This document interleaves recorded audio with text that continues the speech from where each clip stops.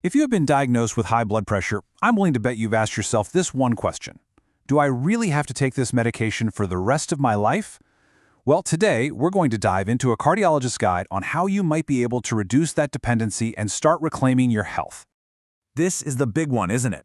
It's the question that hangs over your head after you get that diagnosis. The thought of being tied to a daily pill forever, it can feel pretty heavy. But what if I told you there might be another way forward? And that's not just wishful thinking. That hopeful message comes directly from Dr. Vito Demai, a cardiologist with almost 2 decades of experience. He's seen patients time and time again successfully manage their condition and, yes, even get off their medication completely. He says the key is simply understanding how your own body works. So here's our game plan for today. We'll start with the core idea, the premise behind all this. Then we'll get into why you need to know your numbers. After that, the main event, a 5-step action plan you can start today. We'll follow that with an important reality check and then wrap it all up with your path to taking control. Okay, first things first. We need to completely shift how we think about this. I want you to start thinking of medication as a bridge, not as your final destination. It's a tool to get you to a healthier place, not somewhere you have to live forever. So here's the principle. Medication is a support tool. It is not a life sentence for everyone. It's there to help get your numbers under control while you do the real work. And while, yes, some people will need it long-term, many others can make lifestyle changes to lower their dose or even stop taking it altogether with their doctor's blessing, of course. Before you can even think about taking control, you have to know exactly what you're dealing with. And that all starts with getting an accurate diagnosis in the first place. Listen, this is so important. One high reading at the doctor's office does not mean you have chronic hypertension. Think about it. You rush to your appointment, you're maybe a little anxious. Of course, your blood pressure might spike. It's a normal reaction. A real diagnosis needs at least 2 or 3 consistently high readings over a period of time. Now, what's fascinating is how the numbers themselves have changed. We all grew up hearing that 120/80 is normal. But guess what? The goalposts have shifted.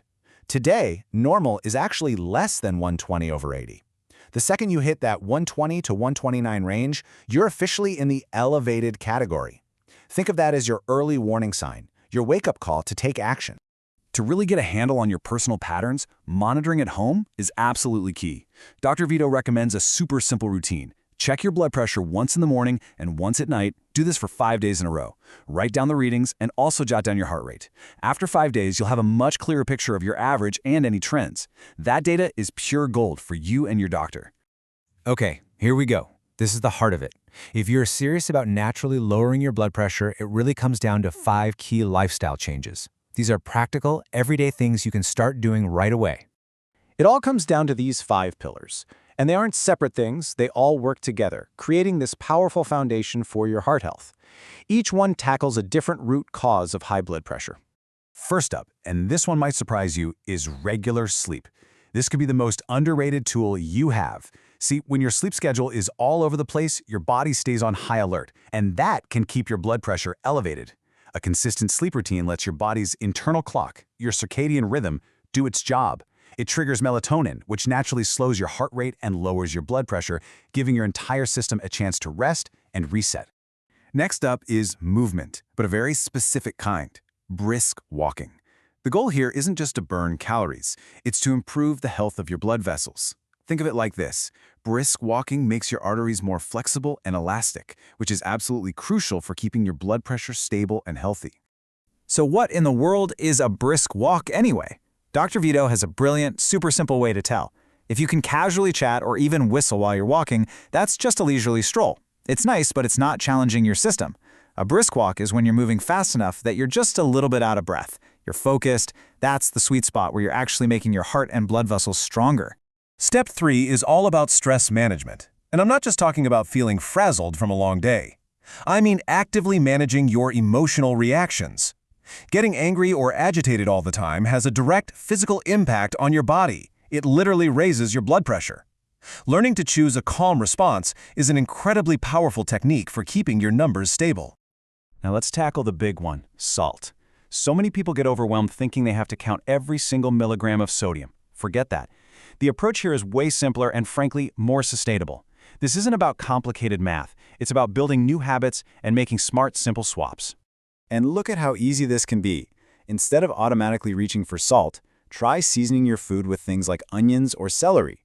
Get creative with natural spices to build that savory umami flavor. And here's a great tip. When you're eating soup, try not to drink every last drop of the broth. That's where most of the salt is hiding.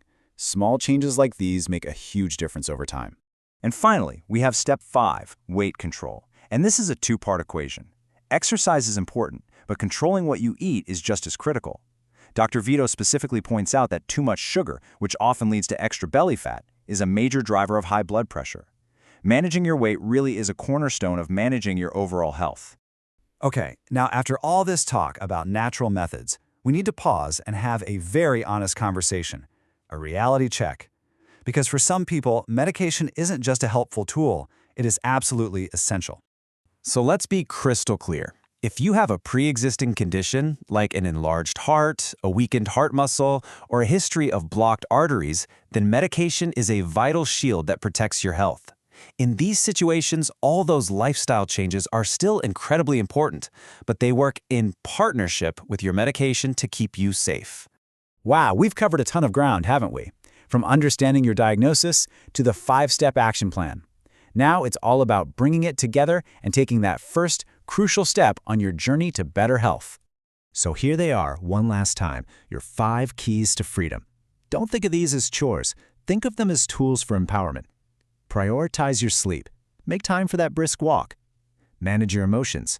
Rethink your salt. And control your weight. Every single one is a step you can take to reclaim control. The information is right here. The path forward is clear, and the potential for real change is in your hands. So the only question left is the one you have to ask yourself. Are you ready? What's your first step going to be?